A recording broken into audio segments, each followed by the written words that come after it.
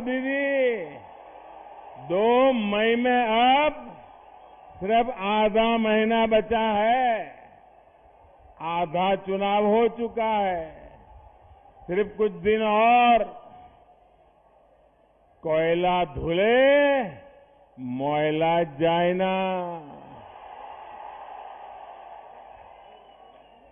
भाइयों और बहनों, सोनार बांग्ला के संकल्प के साथ बीजेपी सरकार यहां आपकी हर मुश्किल कम करने के लिए काम करेगी। बंगाल में कानून व्यवस्था का राज स्थापित किया जाएगा। कानून के राज में यहां नए उद्योग लगेंगे। बंगाल में निवेश बढ़ेगा। बीजेपी सरकार में हर कोई अपना काम करेगा। आपके जीवन में टीएमसी के तोलाबाजों की जो घुसपैठ हुई है, उसे जीरो कर दिया जाएगा, दूर किया जाएगा। पुलिस अपनी जिम्मेवारी निभाएगी, अपना काम करेगी। राज्य सरकार के अलग अलग विभाग अपना जनसेवा का दायित्व निभाएंगे, अपना काम पूरा करेंगे। प्रशासन अपनी जिम्मेवारियों को निभाते हुए जनता जनार्दन की अपेक्षाओं को पूरा करने के लिए दिन रात काम करेगी। और सरकार अपनी जिम्मेवारियों को पूरा करने के लिए काम करेगी। और बीजेपी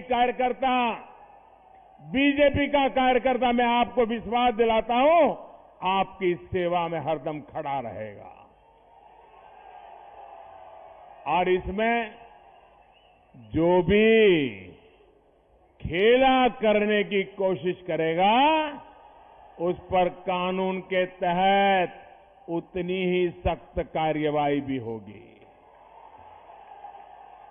भाइयों और बहनों, दीदी ने बीते 10 सालों में विकास के नाम पर आपके साथ विश्वासघात किया है। विकास के हर काम के आगे दीदी दीवार बन के खड़ी हो गई। केंद्र सरकार ने 5 लाख रुपए के मुफ्त इलाज की सुविधा दी, तो दीदी दीवार बन गई। केंद्र सरकार ने शरणार्थियों की मदद के लिए कानून बनाया, तो दीदी इसका भी विरोध करने लगी। केंद्र सरकार ने मुस्लिम बहनों को 3 तलाक से मुक्ति के लिए कानून बनाया, तो दीदी फिर आग बबूला हो गई। केंद्र सरकार ने किसानों को बिचौलियों से मुक्त करने वाले कानून बनाए, तो दीदी विरोध में उतर आई।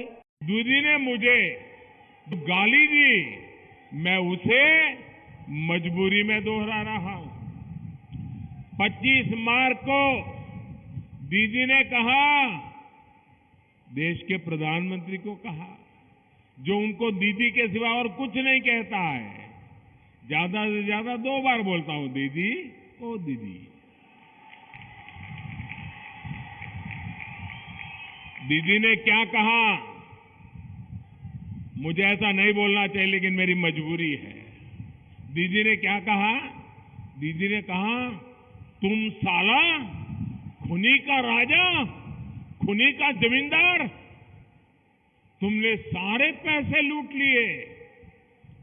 ये भाषा 26 मार्च को दीदी बोली, देश में सिर्फ मोदी की दाढ़ी बढ़ती जा रही है।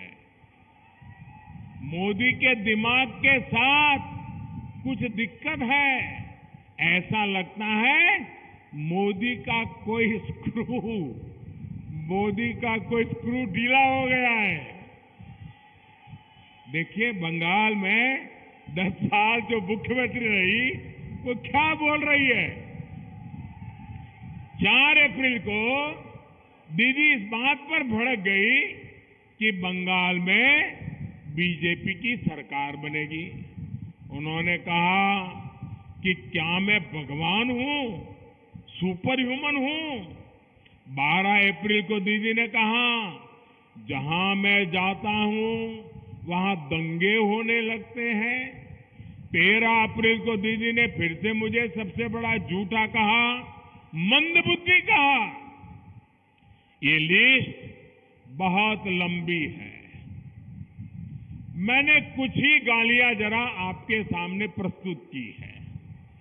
भाई और बहनों, दीदी की गालियों से मुझे कोई दिक्कत नहीं है। दीदी, आप मुझे जितना कोसना है कोसिए, जितनी गाली देनी है दीजिए, लेकिन कम से कम बंगाल की महान परंपरा को, बंगाल की महान संस्कृति के, उसको, बंगाल के कल्चर को मेहरबानी करके मत भूलिए। देश की जनता बंगाल की समृद्ध विरासत, यहां के लोगों की वाणी, वर्तन, उस पर गर्व करती है। बंगाल के लोगों ने पूरी दुनिया में भारत का गौरव बढ़ाया है। इसलिए दीदी की इन गालियों ने मोदी का अपमान किया हो ऐसा नहीं है। दीदी ने इन गालियों से बंगाल के कल्चर, यहां की मिठास भरी भाषा, यहां की महान परंपरा को भी शर्मसार कर दिया है। साथियों, दीदी चाहती है कि बंगाल की स्थिति देखने के बावजूद मैं चुप रहूं, मैं उन्हें कुछ न कहूं। मुझे बताइए, आप जवाब देंगे? जवाब देंगे? मैं पूछूंगा, जवाब देंगे? सबके सब देंगे? आप मुझे बताइए, मुझे चुप रहना चाहिए क्या? चुप रहना चाहिए क्या? आपकी आवाज मुझे उठानी चाहिए कि नहीं उठानी चाहिए? बहनों की आवाज उठानी चाहिए, नौजवानों की आवाज उठानी चाहिए। আলিপুরদুয়ারে ইটালিয়ান খাবারের অফুরন্ত সম্ভার পিৎজারিয়া। এখানে বিভিন্ন ধরনের ভেজ নন ভেজ পিৎজা সুলভ মূল্যে পাবেন। এছাড়াও থাকছে burger, pasta, shake, chicken nugget, chicken finger সহ আরো অনেক কিছু। পিৎজারিয়ার বিশেষ আকর্ষণ হিসেবে শীঘ্রই আসছে পাস্তা পিৎজা। দেরি না করে চলে আসুন আলিপুরদুয়ার পিৎজারিয়াতে।